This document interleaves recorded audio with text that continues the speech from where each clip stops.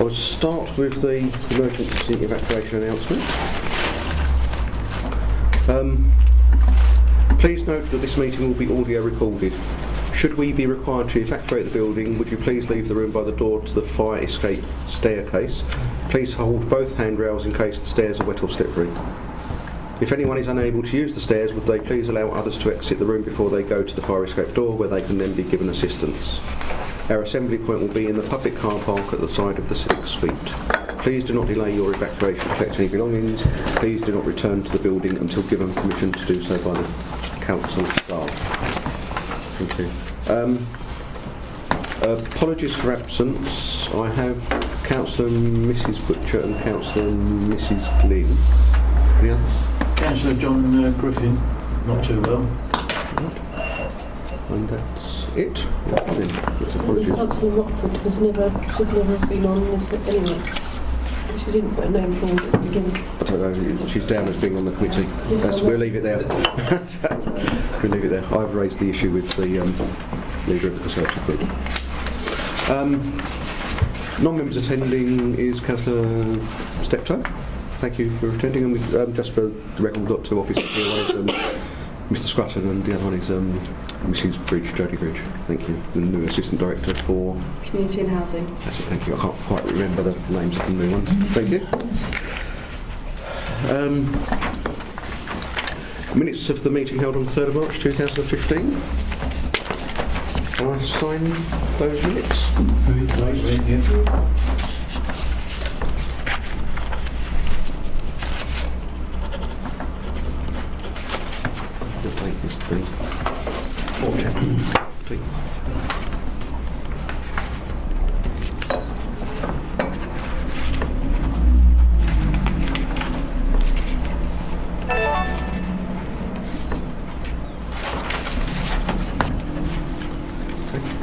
Thank you. Item 5, to receive declarations of interest. No declarations are noted. Thank you. So we move on to item 5. You should have all had the report for this one. This is the car parking tariff, to consider the report of the Director on the options proposed by the committee for adjustment to the car parking tariff. I read that out. Just a long way of saying it. The recommendation on page 5.2, item 7.1 is it is proposed that the committee resolves to note the contents of the report and determine whether any item should be put forward for consideration during the preparation of the 2016-17 budget. So there were a number of items picked out by the review committee which we thought deserved consideration, and I think they're adequately summarised in 3.1. And I think the costings are shown in item 5.1. So basically free parking after 6 p.m. with a cost estimate of £20,000. Free parking all day Saturday, i.e. that's for every Saturday in the year, cost implication of £150,000. Free parking for blue badge holders, not known, because that's never really been, I don't think it's possible to adequately find out what the cost is for that. And free parking for the 2 Saturdays after Christmas would be a cost of £4,000. So what I think, unless anyone else wants anything else added to that or has any, I'm now opening up to people to comment whether or not they think those 4 should go through, or part of those 4. Sorry, Councillor Lawman. Sorry. Yeah, thank you very much, Mr. Chairman. I'd like to just express, Councillor Griffin asked me to express his view about concern for free parking all day Saturday, and I have to support his views as well on the basis that we've made a tremendous amount of concessions regarding, over the last 12 months regarding parking one way or the other, and free parking all day would be just too much.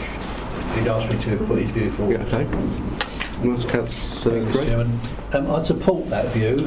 Obviously, the area regards to parking in the district was fully debated last year, and the decision came to. I would support the free parking after 6 p.m. I like the idea because of the, especially in Rayleigh, the nighttime economy. Yeah. And I would also support the free parking 2 Saturdays after Christmas. but the other two I can't. Okay. Yeah, sorry, Councillor Mason. I agree with everything that's been said beforehand. I wouldn't think that it's economic to consider free all day Saturday. I've always felt that parking should be free after 6 p.m. and in fact I raised that matter more than 4 years ago and it was promised it would come back within 6 months. So it's a long time. So I'm up for that, and 2 free parking days, 2 Saturdays after Christmas, I think would fit in nicely with our traders' New Year sales. Okay. Sorry, Councillor Draymond. There's just one caveat on that. Obviously, there is already, I think, an agreement for the 4 Saturdays prior to Christmas to be free in the afternoon, John. That wouldn't That's right. I think this. I will confess this is not the idea of the free parking 2 Saturdays after Christmas. I've mentioned that previously. I think specifically that came from Councillor Black at the last meeting, but I'll support that. But I don't want to say what I think is up at the moment. So, anyone else say anything? Sorry, Councillor Hayes. I'm not sure. Councillor Hazelwood then. I also think we should support the Blue Spencer. Badge. Yeah. Sorry. I think we should support the Blue Badge members getting free parking, because ultimately they are disadvantaged, and we should give them some consideration, because obviously they need parking more than some of the residents, I feel. And so I really think that they deserve some free car parking. Sorry, Councillor Mrs Spencer. I'd like to know how much it's going to cost if you change the parking meters from 7 to 6. I think the cost was in there for the signs and for. Could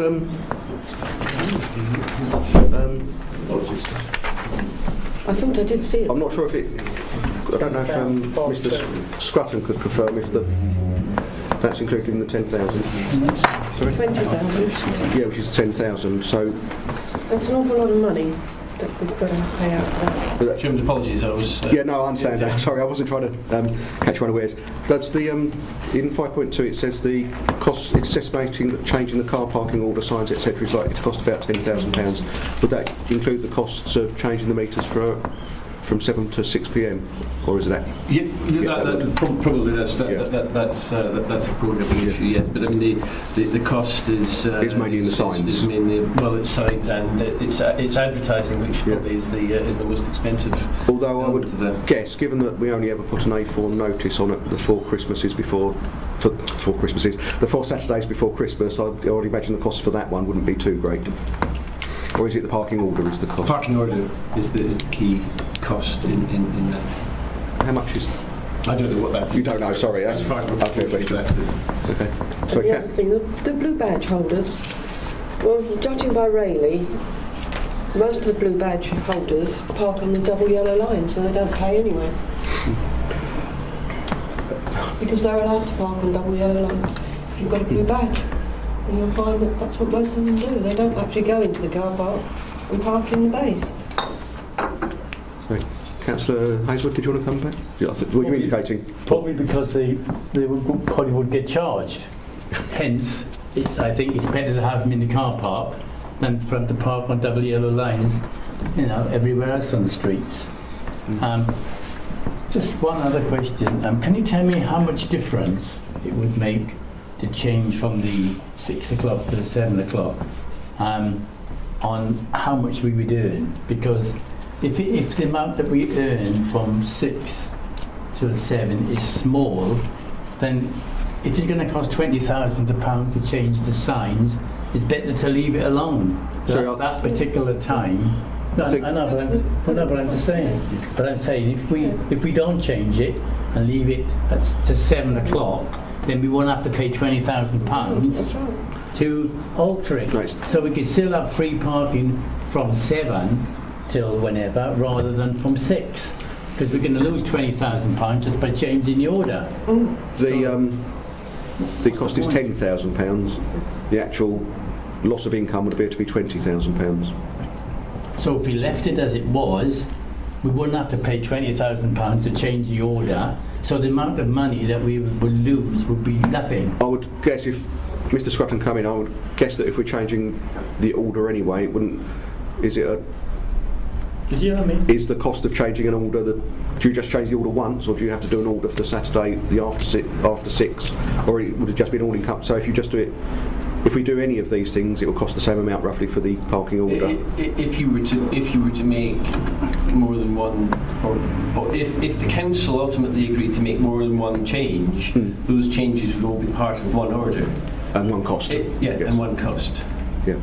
So to do any changes would cost about around £10,000, regardless.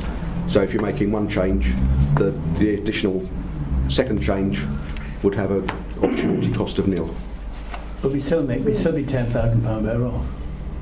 It's only going to cost 10,000, and we're going to earn 20, and 10,000 from 20 is 10. So we're still going to be £10,000 better off.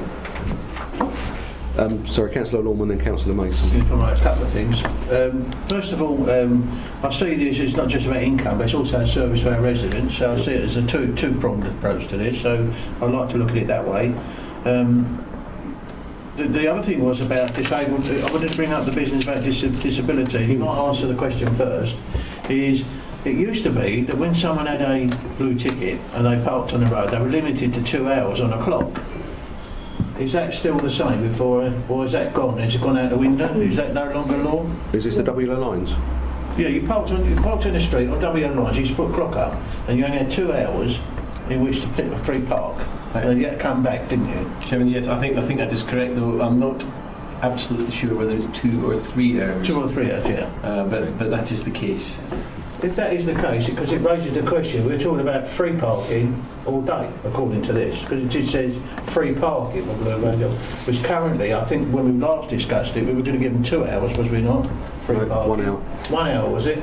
Because I was going to suggest in that we allow, and that was suggested by somebody, that hour concession to get back. You with me? There was a suggestion made where they pay for an hour, but they had an hour redress if they could get back. Yeah, I think that might be made by me.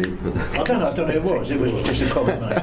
But I'm just saying, if you're going to have parking all day for free, when at the moment you've got, say, 3 hours, if that's correct, it's not a bad little deal, is it? Yeah, I made the suggestion that rather than just give 1 hour free parking for blue badge holders, that you give 1 hour for every hour they pay, or basically you double the time they paid for. That was a suggestion I made at the council meeting. If I may, Mr. Chairman, I'm just a little bit cautious that we get disabled people who go on the train to London and park in our car parks, they all our bays up, all day for free while they travel to London. Yeah. If I might be a bit cynical, I'm a little bit concerned about that. All I'll say I think we should have some control on it. If I just say something on the blue badge holders, it's something I do have concerns about. I'll support it going forward to the budget personally. However, I have looked around a large number of councils and how they deal with it, and there's a tendency not to have all or nothing. There's a tendency to have some car parks in which you can park for free and other car parks where you will be charged and there'll be no concessions. So for instance, car parks near a station may well be charged for, whereas a car park which is in the centre of a shopping centre might well be free. Mr. Chairman, if I may, that seems a very complex system. I think it's easy if we just throw the back down and say these are the rules and it applies to everybody. But I would like to see, personally, some control over time, because otherwise you're just giving a freebie to anybody, really. Right. Without any, I don't know what we can do without putting a proposal forward here. Sorry. I think the thing we've got to remember is these proposals are to benefit people of Rochford, and the financial implications are a secondary issue, really. If it makes the council worse off, then obviously we can't go ahead with it. If it makes them money, then we can. The 4 proposals that are there, in my view, benefit very few people. I think free parking after 6 p.m, I don't think that'll... it's great for people that want that extra hour, but I don't think it's going to do an awful lot. I don't think it's going to entice people to go into town an hour early, especially when shops shut at 5 and half 5. I understand it's there for the evening economy, but that doesn't really start at 6 o'clock. Most people aren't even home from work. Free parking for blue badge holders, I'm sorry, I think blue badge holders, there's not that many of them, and I wouldn't either particularly want them parking all day, because I just don't think they'd move. They need more parking spaces, not longer parking. Free parking 2 Saturdays after Christmas. Again, I think, it's a bit of an added bonus, but I would point out the free parking, I would assume the free parking for the 2 Saturdays after Christmas would have a nil cost. Because I assume it could be on the parking order, which is for the, assuming it is done, the free parking before Christmas. You might be. I don't think people should particularly head to Rayleigh. Yeah, sorry, or watch Mr. digital Scruton. sales. Sorry if it helps, Chairman. The current arrangement, which goes on a year-by-year basis of the dispensation in the Saturdays before Christmas, is relatively modestly priced because we can do that on the basis of a temporary change to the order. But clearly, if the council ultimately decided that there should be a change, say from 7 p.m. to 6 p.m., then that would have to be different, that would have to be dealt with as a change. To be clear, that moving from maybe 4 weeks to 6 weeks could be done under the temporary I would order. suggest that could probably be done under the same arrangement. So the cost would be minimal. Sorry, Councillor Mason. Thank you, Chairman. I wasn't able to tell you this at the full council when car parking was discussed. In fact, I was shut up. But if with your permission, Yes. I'd like to say now, the regime with regard to blue badge holders has changed dramatically in Essex. The assessment is now incredibly stringent. Basically, you don't get a blue badge on review unless basically you can't walk. And that is about the bottom line for it. I know because when I was unwell, I went through the assessment. And believe me, I was considerably immobile, but not enough to have a blue badge. I could just about walk 10 yards. That was okay. So don't run away with the apprehension that there are going to be in the future a lot of blue badge holders around. No, I'm not.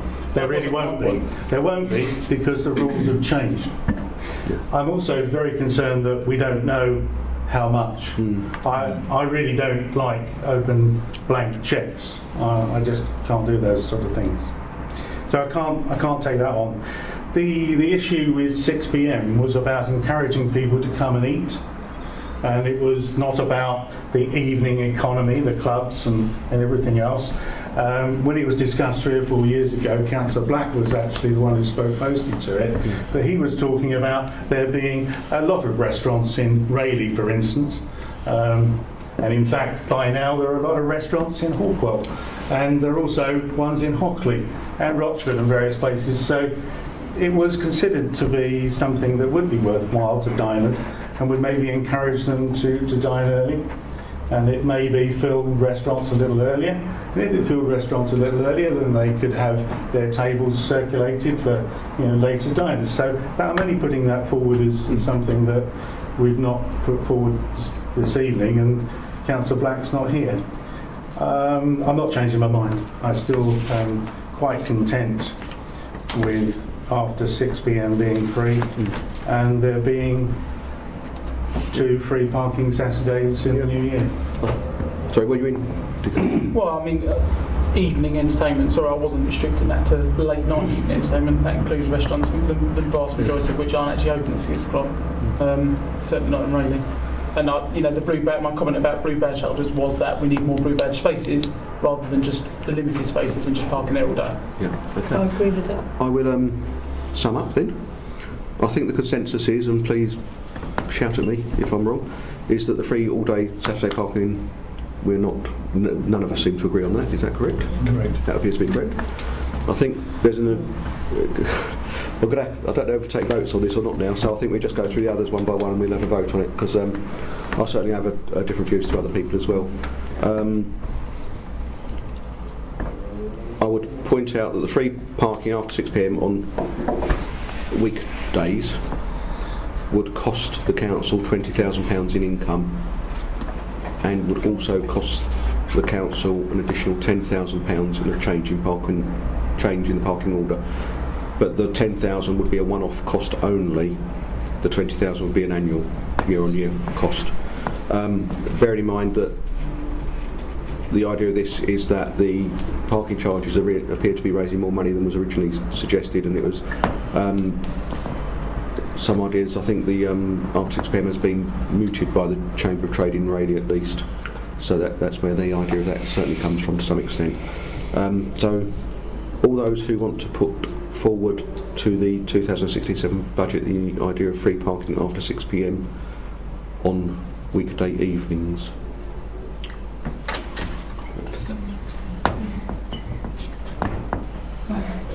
Okay, and all those who do not want to put that forward? Sorry, what were the numbers? 5-4. 5-4 and 4 against. Sorry, yeah, 5-4. 5-4, right. Yeah. Which is still 5-4. Right. Yeah. Okay, thank you. So that will be put forward. Field Day Saturday is going, by the way. Free parking for blue badge holders, again, I agree with this, but I think we are just lacking information personally. So we'll take a vote on that. So those 4 at this point in time.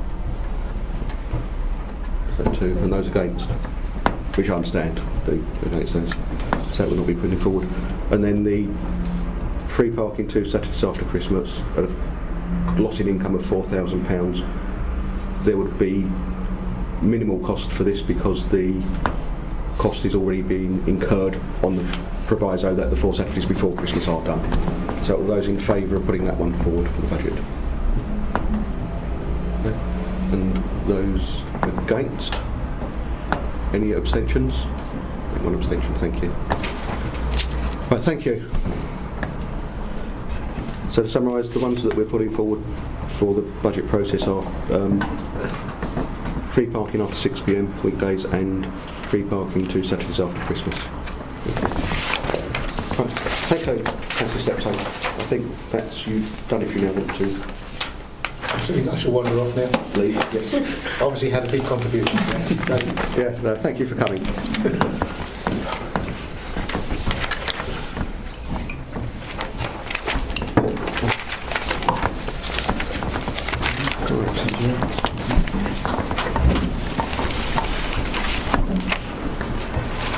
Good night all. Yeah, thank you.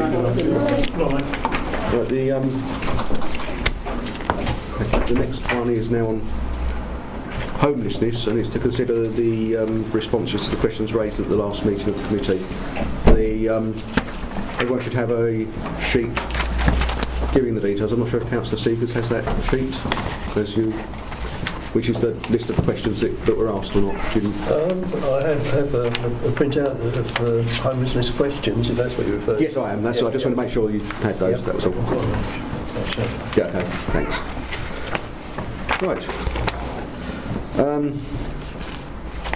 So it's to consider the report. Sorry, wrong bit there. To consider the responses. So we've had the responses. I'll go around the table if anyone is intending to speak.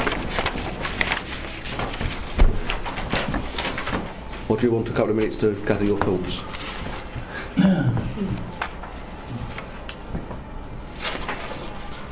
Or perhaps we've answered the question so comprehensively. I think perhaps you have. There's a lot of information, of course, Yes. in all of this. I'll just lead off with something. Sorry, Mrs. Bridge, you weren't available. You weren't in position, I think, for the previous meeting, so it's probably a few. You've made yourself familiar with the questions, presumably, but we try not to bombard you. I think the questions were answered fairly comprehensively. There are some additional points which I think people need to note, which are towards the end. I think a particular interest might maybe the last page and the one before. I feel personally that this may well have brought out other items or additional items which we perhaps ought to explore more fully, which we're not going to be able to in this meeting. So I think what we're looking now is a question of anything we bring forward from the answers we had to these questions. Is there anything we think as a committee we should bring forward to the next incarnation of the review committee? So, Councillor Mason. I don't want to talk about these individual art questions and answers, but I'm actually haunted by something that Councillor Butcher said towards the end of last meeting on this subject. She actually said, you didn't ask the portfolio holder what her views were and what other actions she might wish to take on homelessness. Yes. And I was very embarrassed by that, and because it embarrassed me, I didn't forget. So it's a shame that Councillor McPherson isn't here tonight for us to ask her that question, and well, that bracket of questions, if you like. And I wonder whether I'd like to record the fact that we didn't.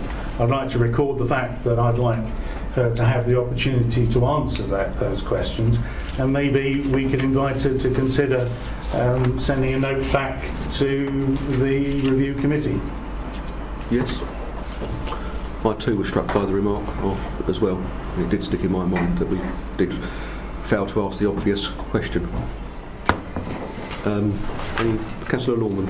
Yeah, just a couple of things that bother me. One was not so much to do with the report here, but the thing I was talking about originally, and I still haven't had that fully answered, is the strategy, if you like, of what we do about homeless persons per se.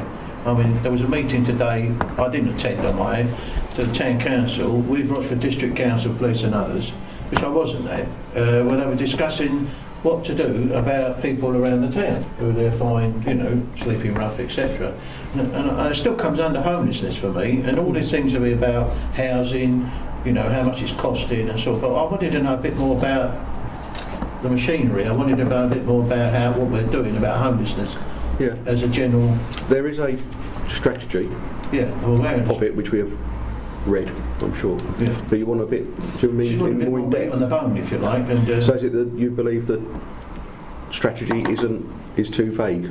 Exactly. Right. So I don't know. So what are you indicating? Well, yes. Sorry, I mean, I wasn't doing it very clearly. I seem to recall, Councillor Lorman, that you indicated at the last meeting that you would find it useful to spend some time with the homelessness team, and we're happy to organise that, and that may very well help answer some of the questions that you've got. Actually seeing and speaking to the officers who deal with these matters on a day-to-day basis. Actually, Mr. Chairman, Mr. Scrutton did offer me the opportunity to go down and spend a day there, and I have to confess I haven't done that, so I'm guilty in that point. But I remember you did say it'd be helpful to come. I think the ball might have been left in your court. But yes, we're happy to do that though. Yeah. Councillor Hazelwood, then Councillor Dray. How many different ways is there to tackle homelessness? Do Rochford do it different to everybody else? Or do everybody else do it different to us? Is there perhaps the word strategy is probably, because obviously I believe other councils do it differently. Is that correct? Or is there just one strategy fits all and you adapt it? Or is it just one policy that the government puts out and we all follow it as best we can? Because I'm a bit of a... I think the answer is probably yes and no. In the sense that yes, we've got to follow a series of rules, but there may be local nuances within that in terms of trying to adjust the system or nuance the system to do as much as we can for homeless people. But I think basically we've got to follow a set of rules, and I suspect that if we look at the homelessness strategy for Rochford and compare it to other authorities, there will be huge elements of similarity between them. So, just one question. So, if for some unknown reason, say Ford Motor Company was the main benefactor of this area and they closed down, and everybody became homeless, would that be a problem? Who pays for it? I know some of it comes from government, etc., but ultimately, if that happened in this area, would there be a huge amount of money lost by the council because it couldn't afford to look after all them people? I mean, I'm a bit of a loss as to the answer is yes. Or a natural side, obviously if it's a disaster, then obviously it'd be a disaster fund or something like that. But you know, if you were very prosperous and then all of a sudden you found yourself this area became very poor and we had huge amounts of people homeless, could we cope, or how would we cope with a situation like that if it ever occurred? And this obviously help us to prove that we could, if we had to, do what is necessary.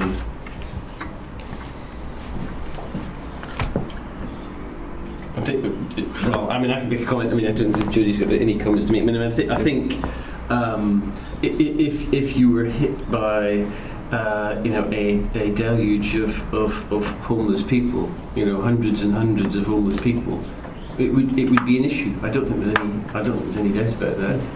I mean, I think if you even from the basic perspective of saying, well, look, how would you deal with hundreds of homeless people in terms of just bed and breakfast accommodation? It doesn't exist, and so therefore I think we would have to take a view on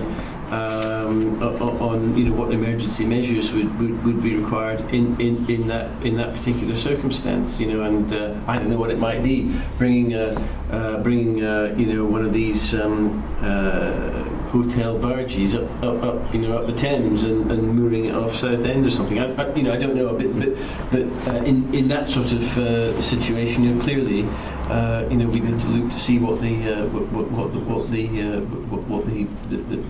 the way of addressing that would be, and it wouldn't necessarily be very easy to do. And is it easily sustainable? I mean, if that happened for a short period of time, yes, you might be able to cope. But if it happened for a long period, for whatever reason, could it bankrupt the council? I don't know. I mean, I think it's a question of. I don't think councils can go bankrupt, actually, Chairman. Well, you know what I mean. I would think they would do with other areas. The government will put in Step in. And give, like with the floods. I think the risk They would be gave quite a certain low. amount of money for Personally. the flood victims, didn't they? Councillor Drain, but then Councillor Burton. Presumably our strategy, though, would be based on our statutory obligations, unless we embellish those obligations for what we feel the people in the district want us to do in respect of homelessness. But is there any minimum statutory obligations that we have to adhere to? I think that was in here. I think that was reported last time. I can't remember on which question.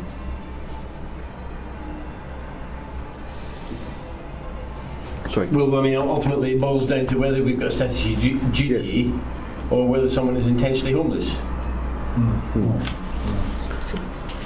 And that process of assessment is one that is challenging. I think it's probably that'd be fair. I think it's so.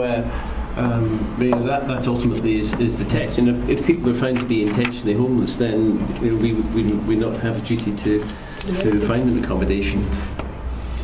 Can I come back on that one? You may come back, yes. We may not have an obligation, but do we help them nonetheless, or do we point them in the right direction?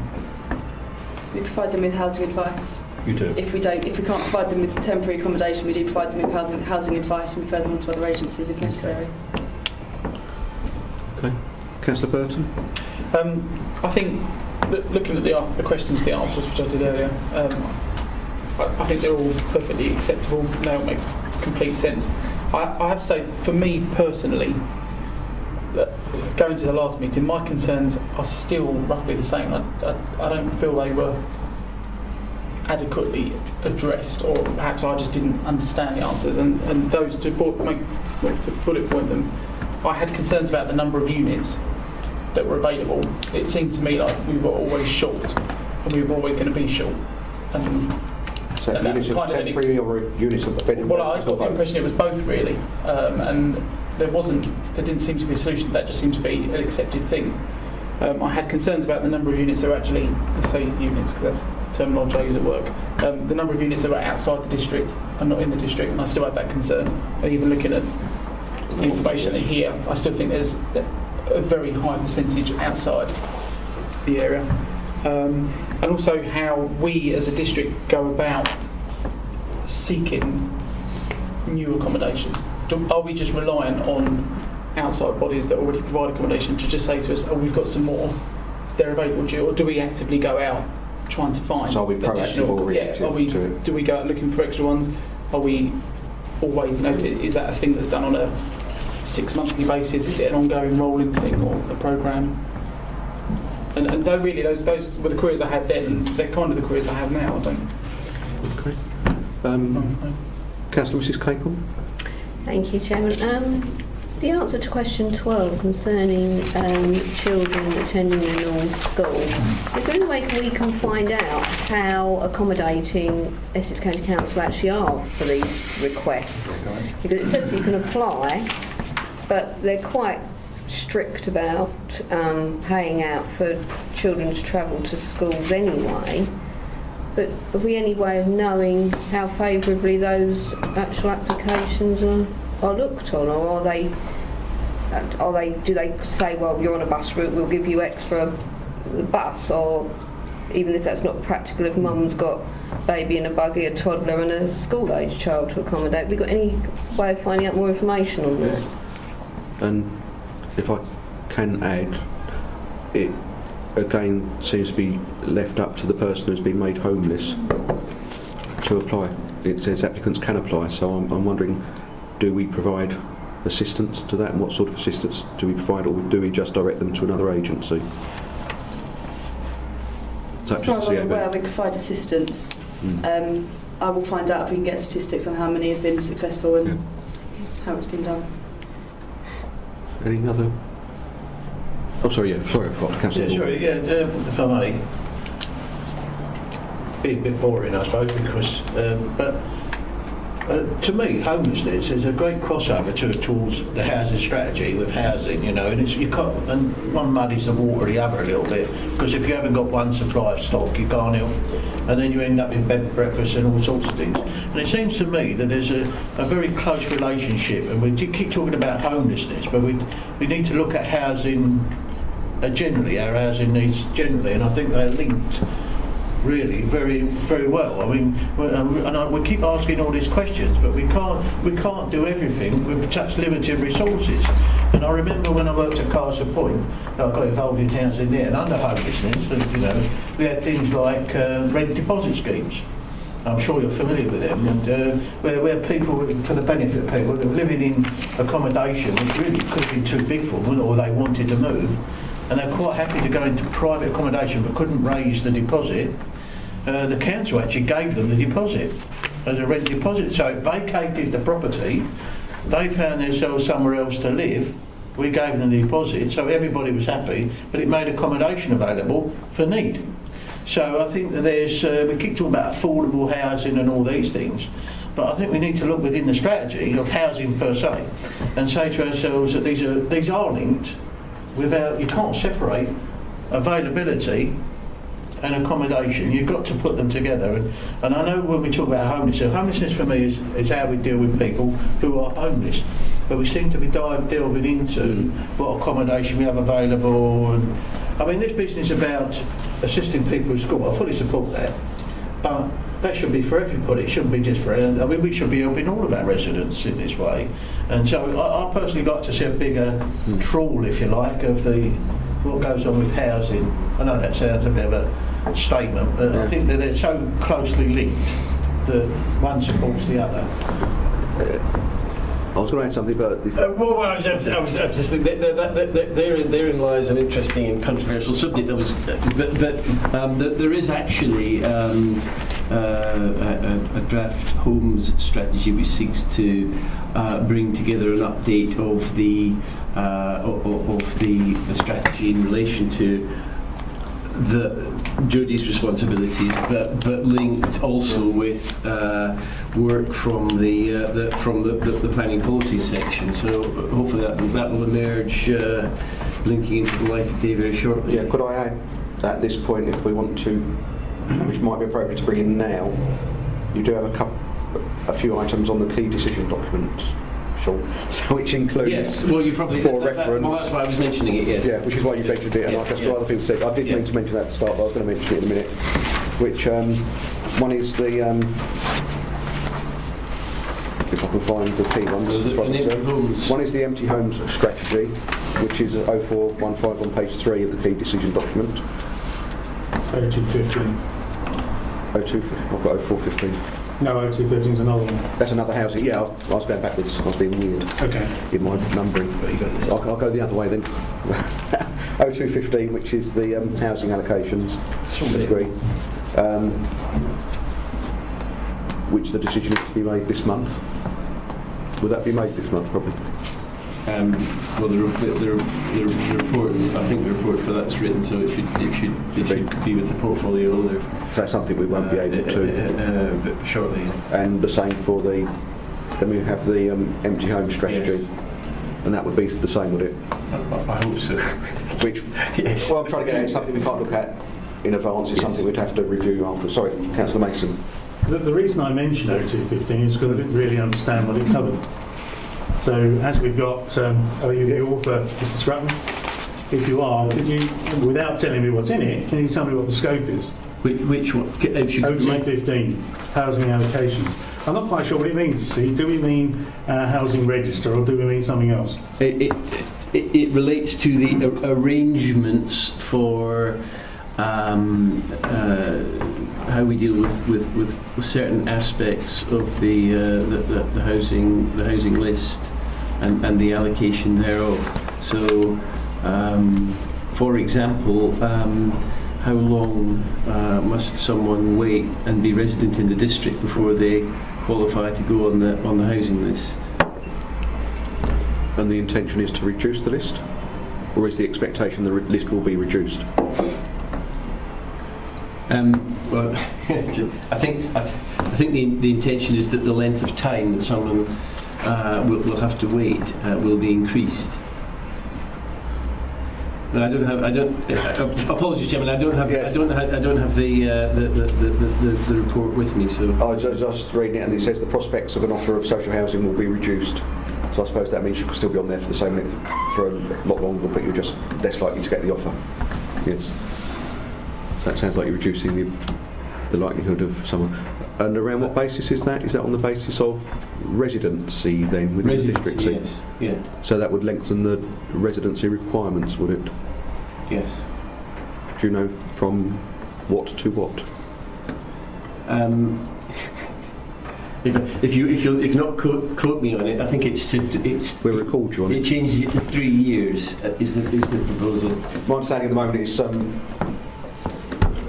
3 years or 3 years out of 5. I think it's 3 years out of the last 5, I believe. It's a flat 3 years. Is it a flat 3 years? I'll keep getting different answers. Okay. And that will change to. Or is that what it is changed? That's what it would change to, yes. Right, from 3 out of 5 to 3. Right.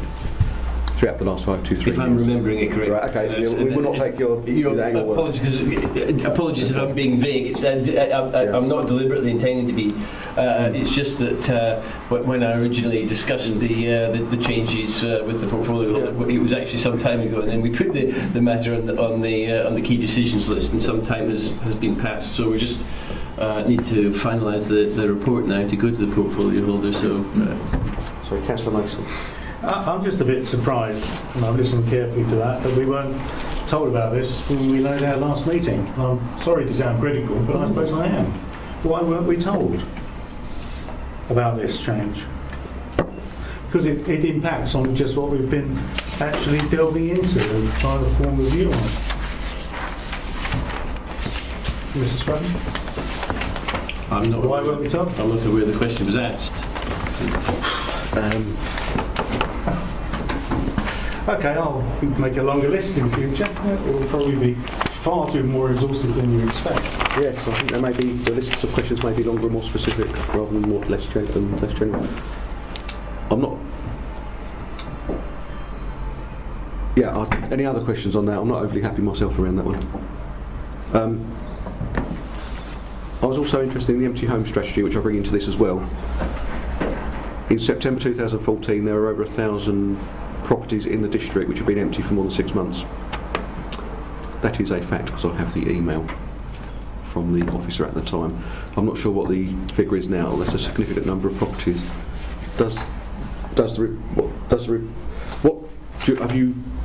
Can you recall what the report may or may not say in regard to bringing those empty properties into use? No, I'm going to okay. No.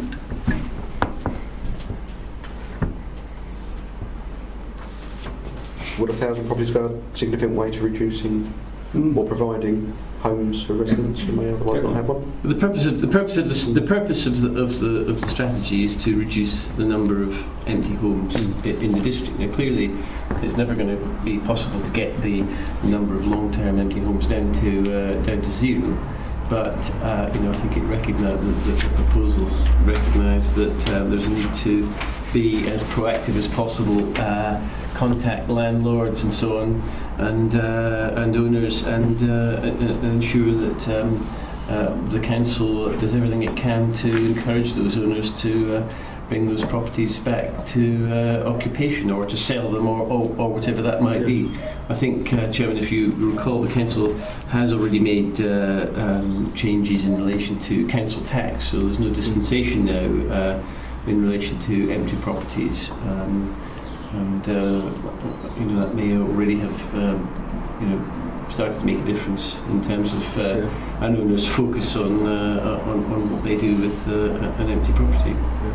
Sorry, Councillor Seegers, I thought. I believe, judging by at least one or two that I've noticed in my sort of neck of the woods in Great Wakering, that the council does in fact utilise its sort of ability to bring back properties that are either in a state of disrepair or long-term renovation that have not been occupied, by actually providing funding for the owners of those properties to bring them up to a standard where they can be then leased to the council or to a housing association possibly, and then rented out for a period of 5 years or whatever I think may be agreed. So there are schemes to do that, and they are being used. Yes, so that's certainly one of the schemes that operates. And of course, in the past, the council has actually, on at least one or two occasions, I think I can recall, actually compulsory purchased properties that have been in a state of disrepair in order to get them back into occupation. Right.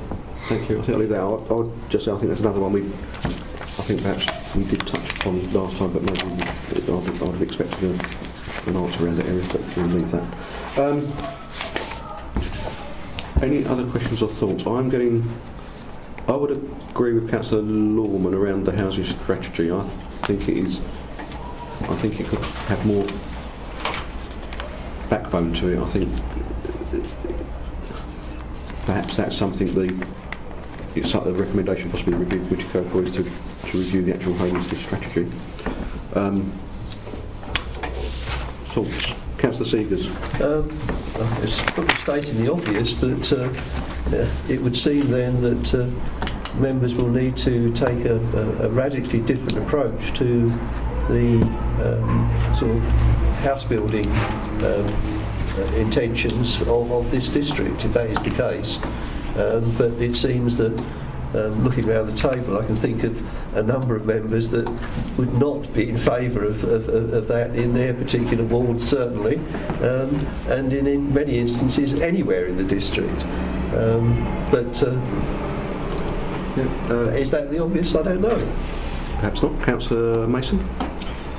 I wasn't going to touch on that, but as you have, thank you so much.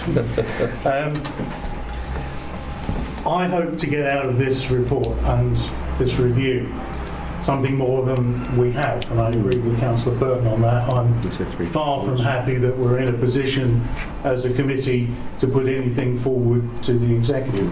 I think there's a great deal more for us to do, there's a great deal more for others to answer, and there's other things we need to see. And while we're on that subject, there was, of course, an interesting manifesto published today, and I will not, I'm sure you all read it, I'm sure you'll know the implications. The implications will be that in terms of affordable homes, you will have to build a great deal more. That being the case, we have an interesting dilemma. We've got a problem with our housing register getting longer. I'd like to think that I'm a merciful person. I'm interested in those people who live in my district. I'm interested in seeing the young people. I'm interested in seeing those without regular homes to have the opportunity to have them. If we have to accommodate them and nobody else, build some houses or give some permissions, then fine. But I'm afraid I'm not prepared to agree to huge trade-offs for massive swathes of green belt. So you're right if you look round the table and expected that response. So we've got a bit of a problem. We've got an OAN which won't deliver until the end of 2015. Is that correct, Mr. Scrum? The OAN being produced by consultants. It's a changed set of circumstances around the SHMAR. We don't have a SHMAR anymore. The SHMAR was parked in 2013 and was replaced by an OAN. So I'm kind of expecting that OAN to tell me something about what an independent consultant feels that we need to provide for our local needs. And those local needs, I would like to know about our young people. I would like to know about those who don't have homes and regular homes. I'd like to know about, older people as well. I want to know all about those things. But in the meantime, we have people without homes. And what I would like to see this review committee do is find some immediate and short-term changes that we can undertake as a council to improve their lot. Thank you. Councillor Seegers. Chairman, I'm intrigued by the reference to great swathes of green belt. Could you define that, please?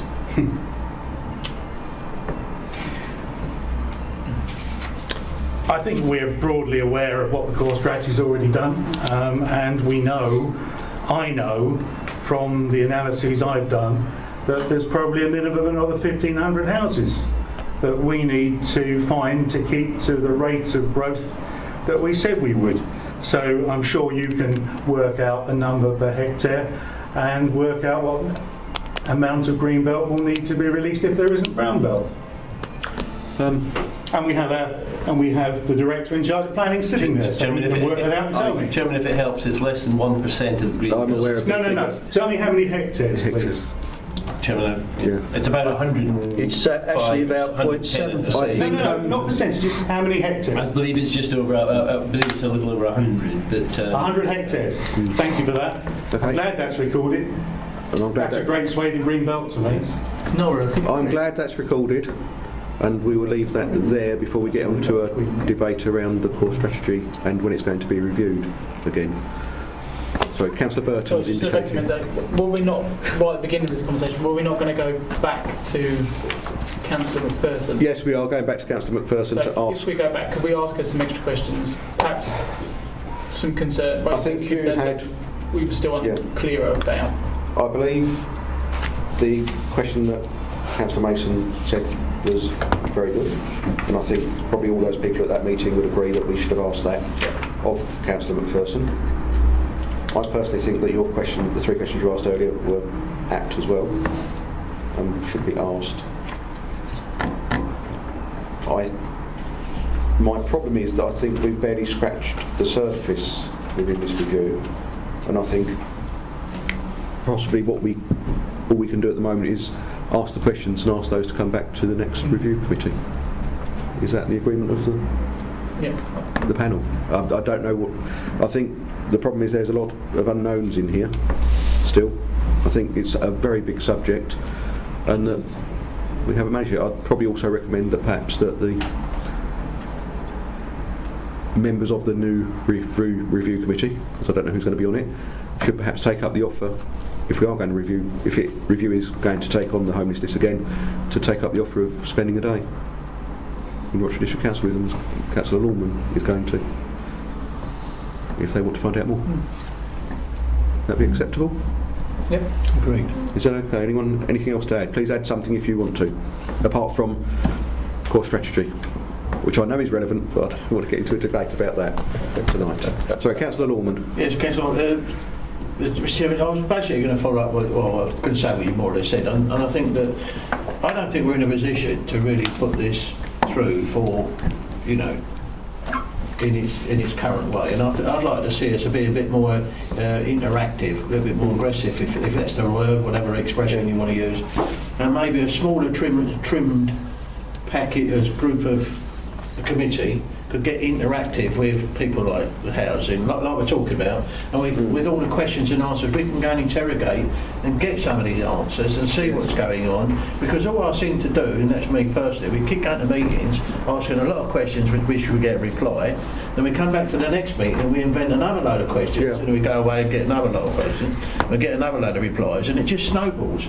And I, for one, I'm losing track of where I am. So I'd like to see personally a smaller group, a little bit more assertive, getting in with the officers, members, officers, one-to-ones if you like, but getting in there, getting to know each other, find out what's going on and come back with a bit of factual base, based on the questions that are being asked. That's fine, we'll recommend that to the, well, we'll ask the questions, come back to the review committee, and that can be, and it'll be put forward to the new review committee. Job done. Thank you. Is that now finished? Oh, sorry, Councillor Hazelwood, very last quick point.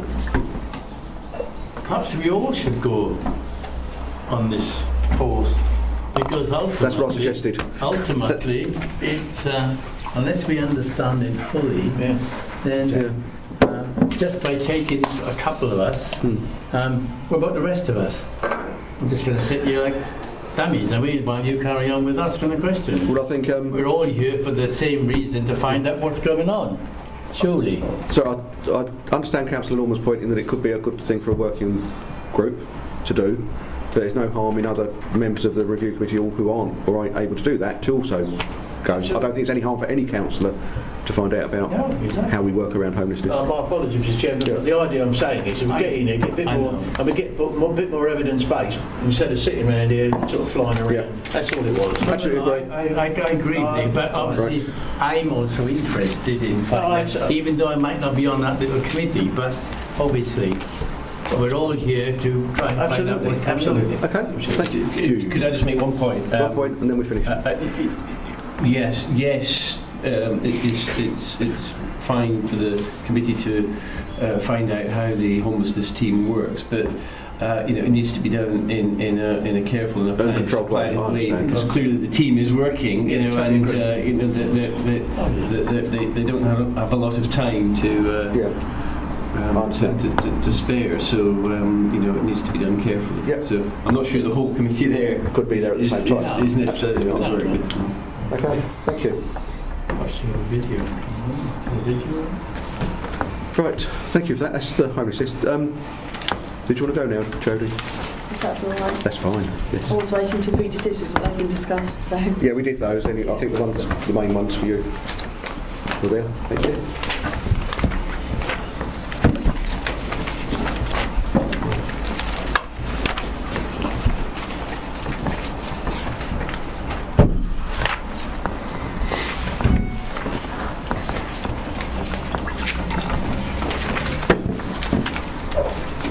Thank you. Right. We now move on to the review of the ICT contract. We have a report of the review committee project team, which is item 7. Find it. Paperwork, there it is. The recommendations further on page 7.4, 7.5. And are as read. I don't need to read them out, do I? Just read what you can read. I would add that this report has been sent to the portfolio holder, Councillor Mrs. Lucas-Gill, and she has not responded to it. That's all. Right. This has taken quite some time. It's probably one of the first ones we started with, and it's amalgamated into an iPad and an ICT one, and become amalgamated into one report at the end of it. and it is an interesting report. I was taking questions or comments from anyone. Anyone, or are we accepting all the recommendations? Can I ask, Sorry, Councillor Hazelwood. item 3, what do you mean by that? Not So- being a So item 3 on. 7.4. Oh, so in under Recommendation. 4.1. Ups appearing I understand. on iPads. Yep. I understand that Mr. Scrutton would be aware of this.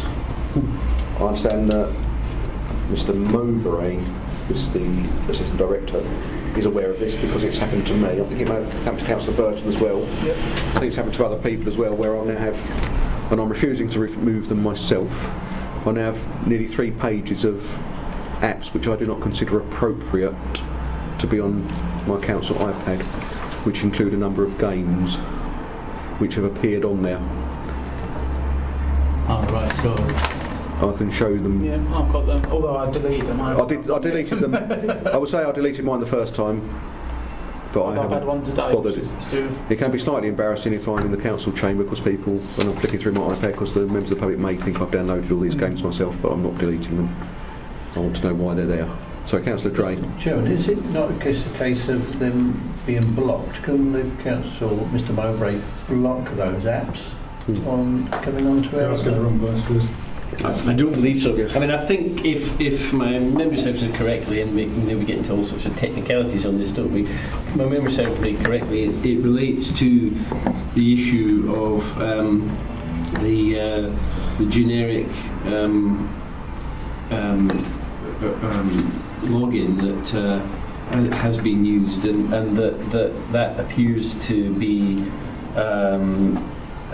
causing apps to be downloaded on other iPads. So clearly there's someone out there who's downloading them, but that's then duplicating the download on other iPads. I mean, Apple's an interesting company in the sense that one councillor told me the other day that he decided to have a clear out on of stuff on his iPhone.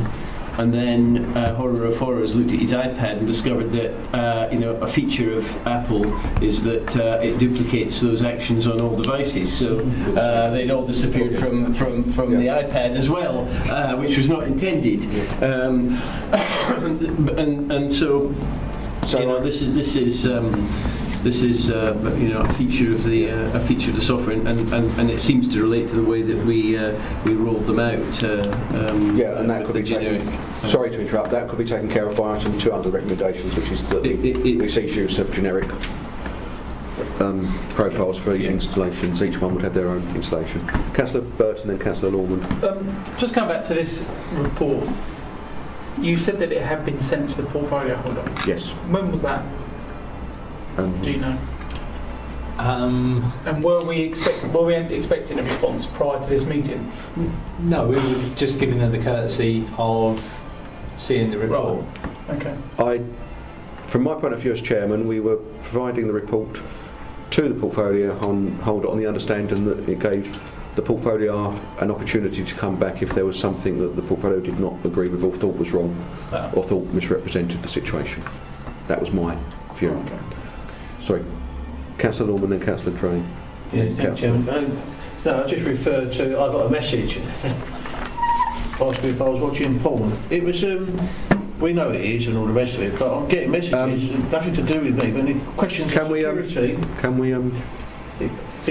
I'm just questioning the security because you're talking about apps getting on other people's machines.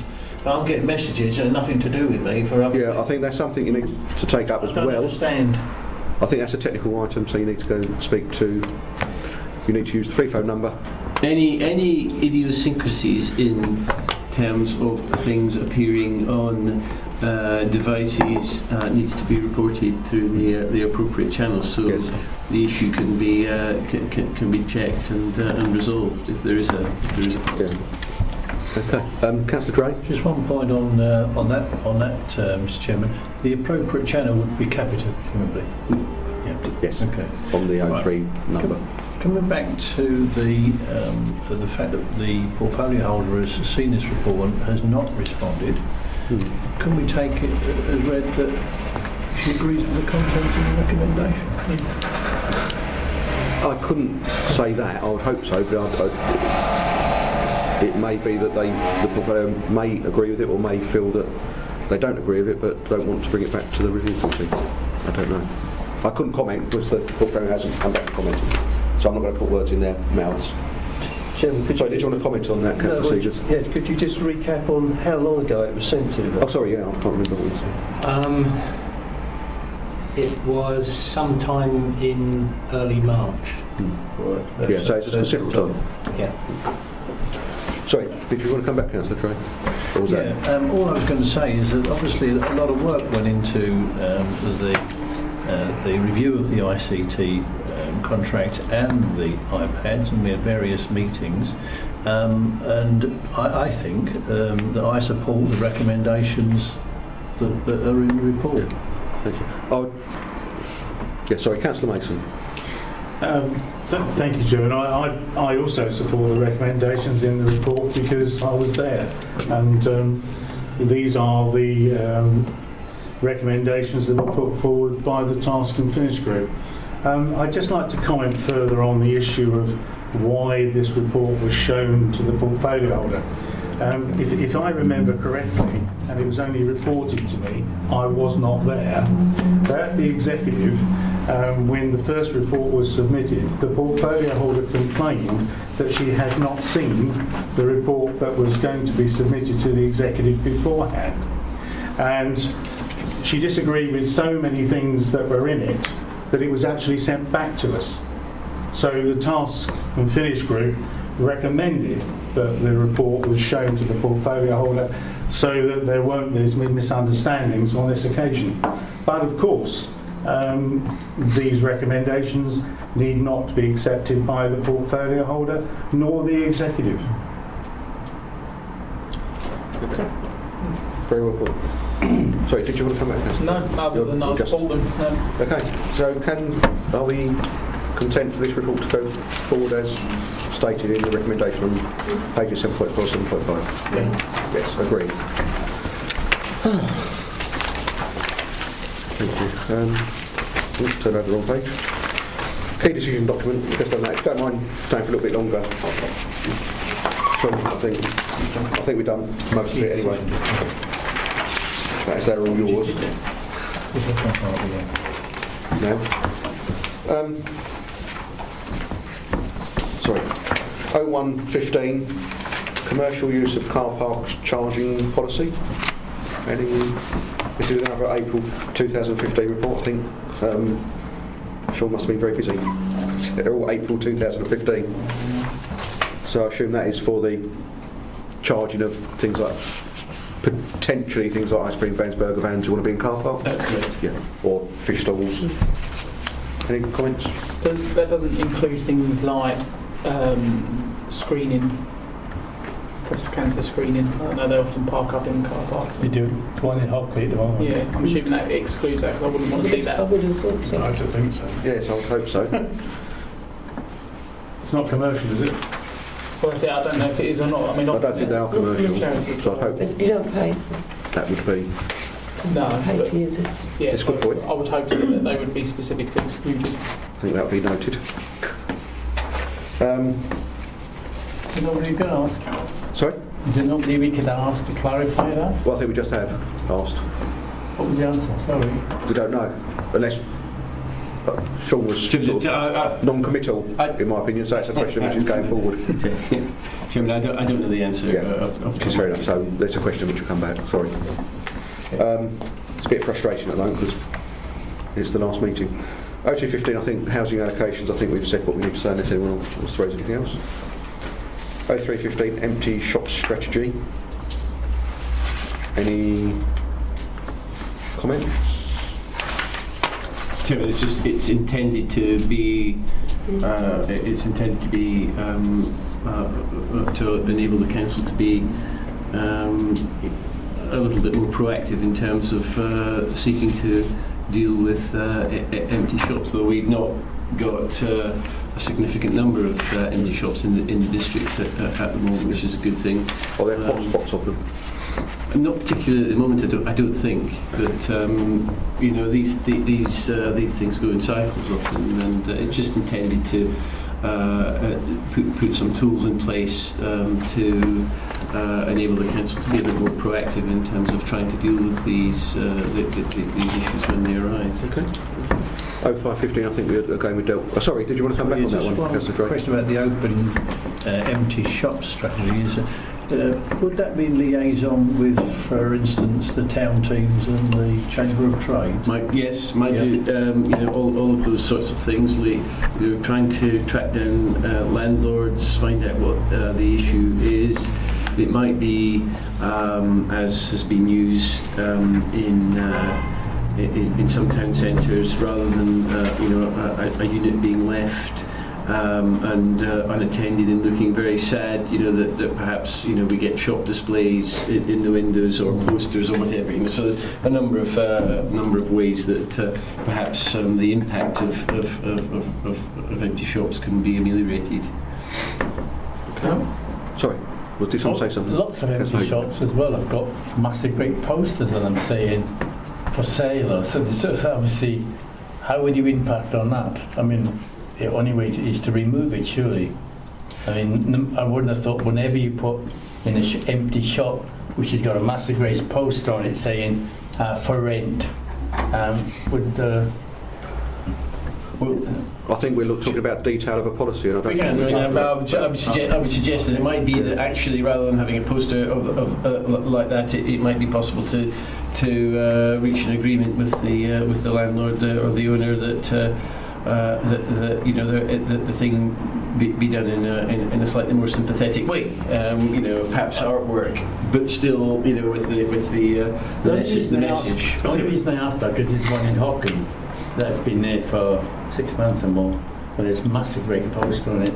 I think it was a Chinese takeaway or something like that. But it's still there. Just thought that another way of doing that might alleviate that problem more. Like, as you're saying. Okay, I think we move on. I think 0415 we've done, empty home strategy, which I think there's issues around. 0515 we probably didn't really touch on that much before, which is the homes strategy. Overarching framework for dealing with the housing demand and housing need within the district. I think that's what Councillor Mason was referring to some extent. I'm not sure that it does. You see, and this is where Mr. Scratton can help me, because this isn't what I was talking about. This is not the OAN, it's not SMART. This is something else. And Mr. Scratton, you probably benefit me as a reminder and the committee if you tell us, you know, how the two things are different, all the same. Well, I mean, I think your reference to OAN, and for those members who are not aware, that's objectively assessed need, which is a process that is built into strategic housing market assessments in order to determine what the need for housing in a district is.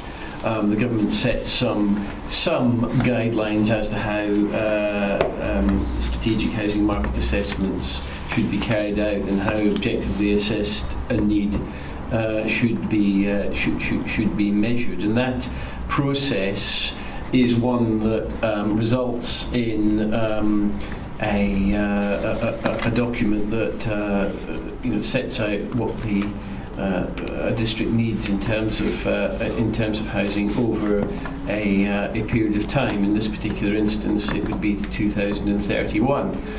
What a district then does with that information is subject then to a whole number of issues, probably mainly the discussions around planning policy. And you know, whether the district feels that number of houses should be accommodated, how those houses might be accommodated, what the mix of dwellings might be, and if a district determines that you know, that housing need cannot be accommodated for whatever reason, then that is under the current rules intended to then stimulate a debate under the duty to cooperate with neighbouring authorities to understand where that housing might be delivered as an alternative to the district. So that's the process that has to be followed, and the Homes strategy is seeking to. It's after that event. It's seeking to do a whole lot of things, like perhaps influence the mix of affordable houses that might be provided on allocated sites. So, for example, you'll recall within the reports that come forward on for housing developments, you'll recall there's usually a report from our housing colleagues to indicate whether or not the mix of affordable housing proposed is acceptable or not, given the housing need within the district. So sorry, could I ask a question on that then? Would that imply that our sort of fairly general 35% might be less general, and there'd be much more targeted for within the strategy itself? So they could be variable. It could be a variable one. Much more so than now, perhaps. Yeah, I mean, I think it is variable. I mean, we ask our housing colleagues, look, here's 35% of the total number of dwellings proposed. What is the mix that you would prefer to see to best address some of the housing need within the district? So I mean, that is the process that's followed. So it is flexible, in some respects, but it's intended to be informed by the information that we have, the analysis that we have, and so on. Thank you. So, Councillor Mason. Yes, thanks for that. And it is useful to see those things tied together. But you spoke about the housing strategies that are produced for this council and other councils, which is a SHMA or an OAN. Which one is going to inform this home strategy? In other words, what's going to inform? We're embarking on a new home strategy, but I don't know what's changed. So what has changed and will inform it differently to we've had before? The home strategy is not intended to be something that is directly influenced by the SHMA and the work that relates to the SHMA. What will happen is that work will influence your local plan policy framework, and that in turn will then influence the housing or the home strategy, as we've called it, that will then take that information and as I explained, perhaps adjust the requirements for different sizes of units within a new housing development and so on. So it's a slightly different end of the reason I'm coming back is because I am genuinely confused, which is not too difficult for people to really take on board. Are we saying we don't have a home strategy and this is the first one following the core strategy and the allocation? Is that right? No, you have a housing strategy. It was but its end date was 2014. So this is intended to be an update of that. So that 2014 end date strategy did not take into account the core strategy and the allocation of sites. They're slightly the housing strategy as was. Yeah, the 2014 date was a strategy that dealt with the council's responsibilities in relation to housing and some of the issues that you've been talking about earlier on this evening. So it's a slightly different beast from the planning policy framework that picks up and addresses the issue of housing numbers. Yes, I understand that. So this homes strategy, which is listed here, will be informed by the core strategy and the allocation of sites DPD. It does include material from the existing core strategy In that case, and allocations plan. I'm absolutely okay now. Would it inform any review of the core strategy, or would any review of the core strategy change influence the home strategy, or it would be influenced, I think, by the review of the local plan. Review of the local plan. Yeah. Sorry, this one word. So that would be. This would be a item which would be under constant review. Then it will be because there's presumably we would. So there's going to be an early review of the core strategy stroke local plan, presumably. So presumably, if we're producing this now, it will be updated once that it will happened. be updated, yes. Okay, thank you. Sorry, any questions on that? I think I understand it now. Sorry about that, Chairman. That's okay. I didn't understand. You're free now, because the next one is Andrew Lowing, which I think is interesting, on Advice Services Commissioning, which... Any comments on that, anyone? This is a June 15 report date, so it's something you can't call in these, but you can query them or ask questions or influence them. Yes, Councillor Dray. Thank you, Mr. Chairman. For my own benefit, I just wonder if we can be given a definition in this context of what advice services is or are. Reading it, I was under the impression it's going to be something like the CAB.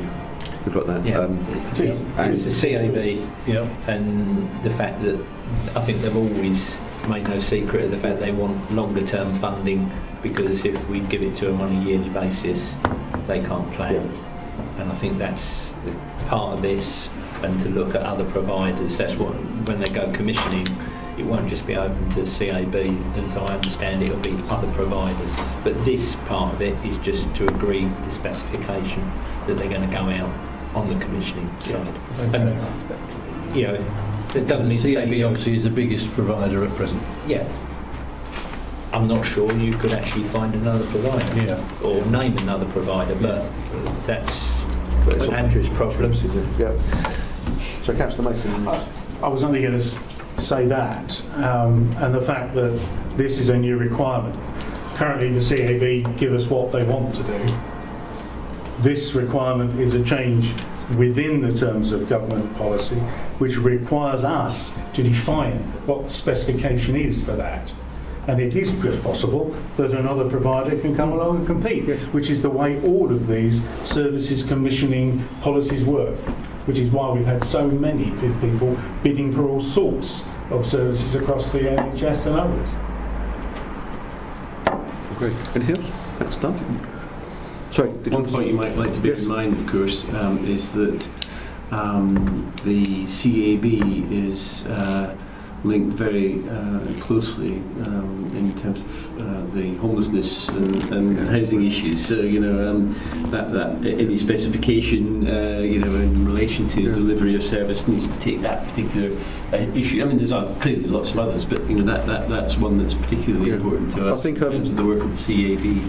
I think that's a very good point in respect to homelessness, because housing associations also commission the CAB around the area of homelessness and housing, and I wonder if we actually do work in conjunction with getting a joint bid done between them.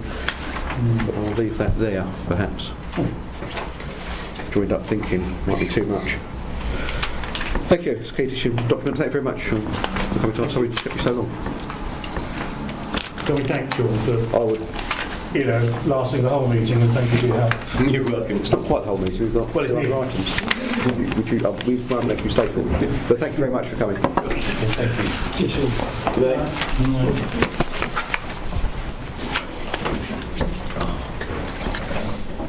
Thank you. So the next one is, hopefully it won't take too long, work plan.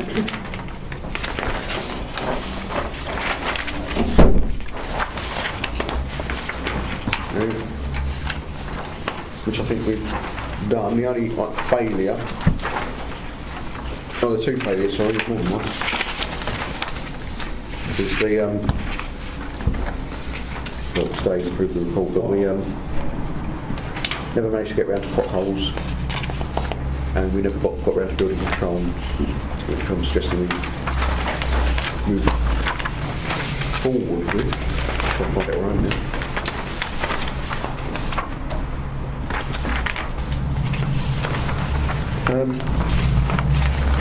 Any comments on the work plan?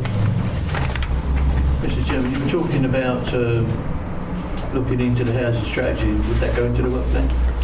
That going to the. We cannot tell the next review committee what to look at, but we put forward our intentions. I think we have.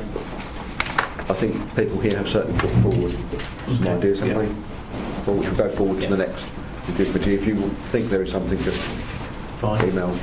Or sorry, Councillor Gray. Can I make a suggestion for perhaps a further review committee to have a look at? One thing I'd like the review committee to have a look at is the income and possible generation of additional income for the council from third parties. There's talk about doing work, for instance, for other councils and other third parties. Is it worth looking at that to see if we can generate more income or different ideas of how we can do things? I believe that's one of the areas that the directors are looking at. Yeah. So I think that might. Sorry, Councillor Byrne? No, I was going to say, I like the idea, but I think that's going to be a big...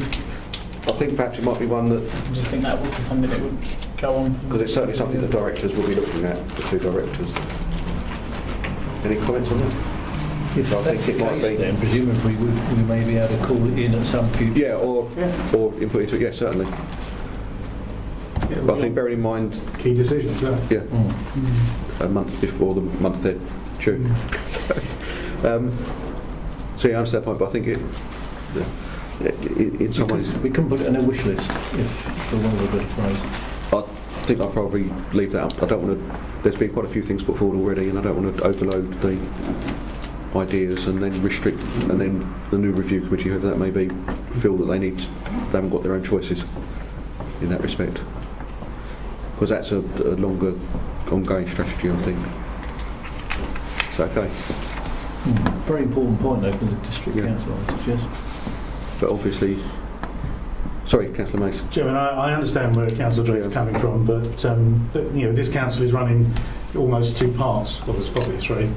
The cabinet and the officers who support them, and clearly that is an initiative which came as part of the redesign.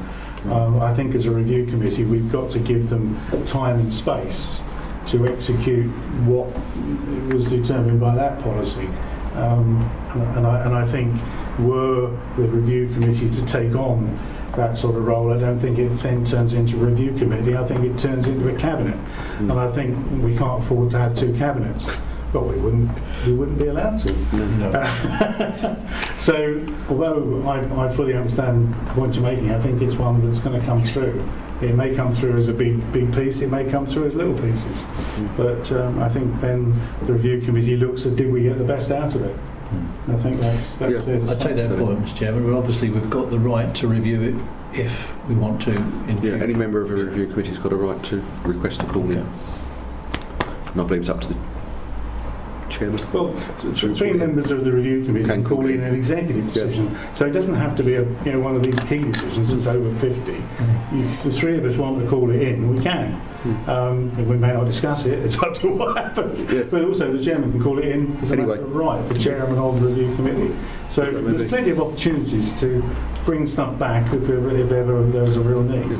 So if you can't find three people, you can always just ask the chairman or chairperson of the review committee, and they may well agree. Okay. Right, thank you. Right, we left the best till last. Another hour on this, I think. The review committee annual report.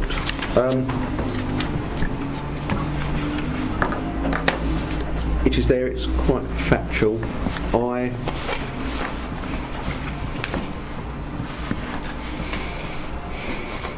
All I say is I was going to write a forward, but in the end I decided not to write a forward to it because I felt I might not be neutral enough within that forward. So I've decided not to. I think that the report should stand on its own. This effect, I don't want to cause other problems. Okay.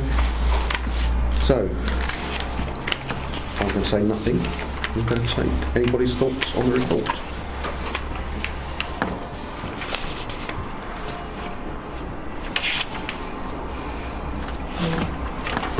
I think it's very comprehensive. Can I just point out to Robin, page 10.6, Yes. 10.1, topics for future work programme. Yeah. That's where I've listed down, and you'll notice I say identified as possible topics because once again it's down to next year's committee to decide that. I've missed out building control. Yes. No, it's in there. It's at the bottom. Yeah, but within the... Yeah. Then, yeah. I think we probably need to put Oh, it... yes, I see. Well, you might say homelessness. And homelessness I was going to add as well, because we've asked the report to come back to the next committee. So that's something they will get a report on whether or not they want it.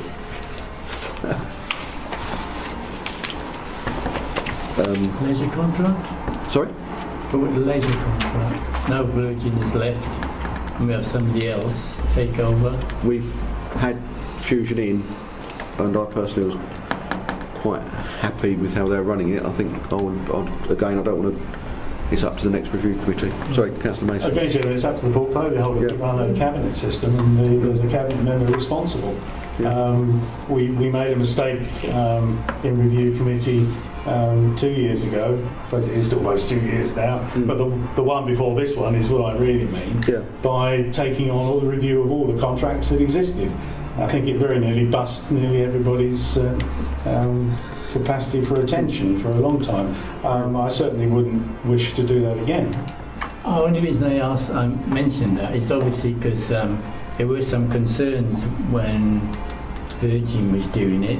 Now the new contractor has obviously taken over.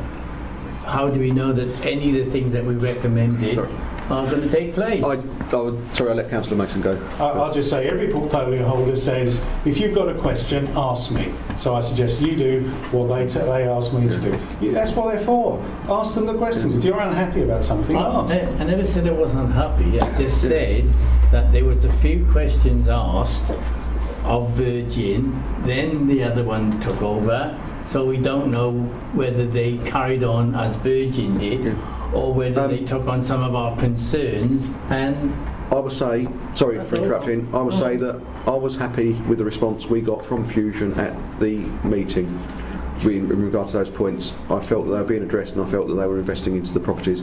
I feel that it's not for this committee. I think if people want things brought to the review committee next year, I think they need to ask their group leader to be on the review committee, and then they can bring them forward.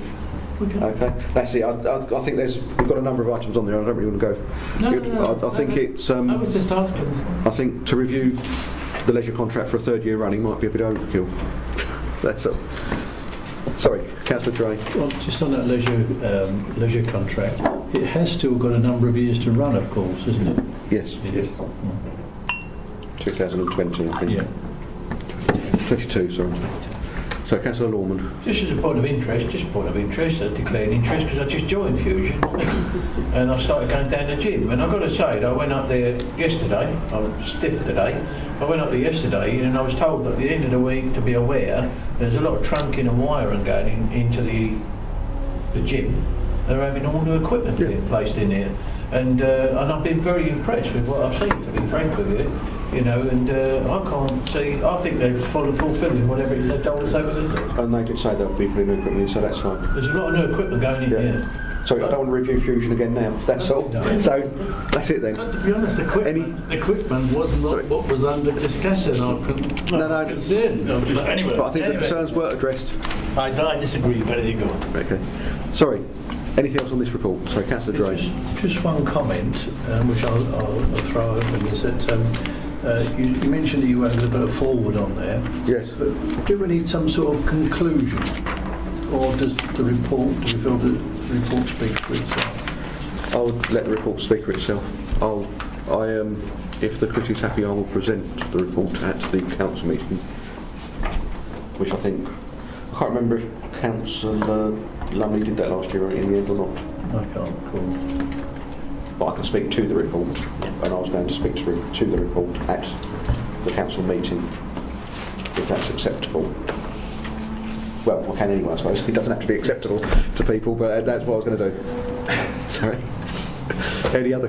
But I take your point. I think it stands for itself, and I was just going to make a few comments. But I felt I didn't want to do the forward. That was all.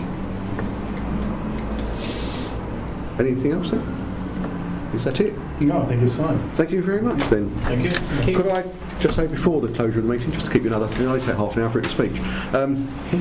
It's my second year in review, my first year as chairman, maybe my only year as chairman. I'd just like to thank everyone here who's taken part in the working groups, and I think everyone here has taken part in working groups or task and finish groups. It can be quite time consuming. And I think everyone's done a very good job, and I think sometimes the review committee can be quite difficult, especially if you're part of the administration, if you like, because I think that it feels like you may be criticising your own party, but I really want to say that it's not been the intention, and I hope that's come across in this review committee. That's not the idea, and I think everyone's actually looked to what the review committee's for and actually done the job very, very well. And I'd just like to thank you. Thank you. Thank you. Committee is now closed. Thank you as well. Thank you to Paul. Party.